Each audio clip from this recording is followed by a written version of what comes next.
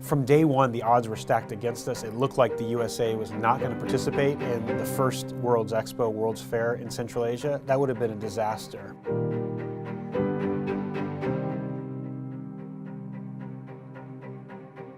Kazakhstan is critically important, not just because it's the heart of Eurasia, but because this is where East and West meet.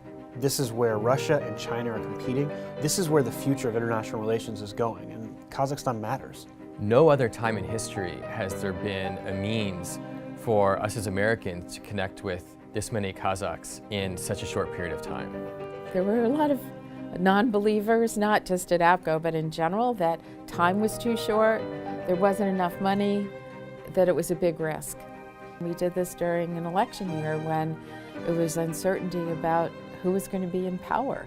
So nobody wanted to do this, not because of Kazakhstan, but just because of the circumstances. When APCO put in its bid for the USA Pavilion, it by far had the most thorough, most comprehensive plan. We worked with our partners at the State Department to engage the private sector to garner the financial support that we needed to make the pavilion a reality. The whole experience was absolutely new for me. How to manage the people, how to manage the VIP team. I learned how valuable and how important the events like Expo could be for the companies. It's important because, Kazakhstan is at the nexus of many things. So there's growth, there's investment in that country, and we're part of it.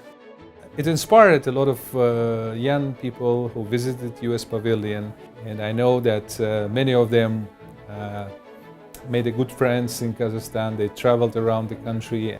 We knew that we weren't only talking to Kazakhstanis who came to our pavilion, but the entire country of Kazakhstan.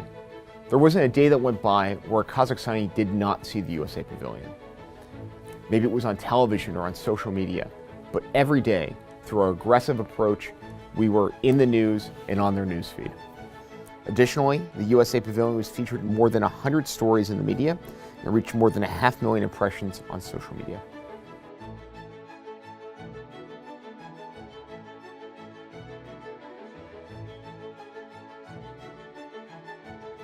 I don't think we could have done it without APCO. The thoughtful way that they had conceptualized this was critical to getting the final sign-off from Secretary Kerry, and was critical to having a successful pavilion at the end of the day.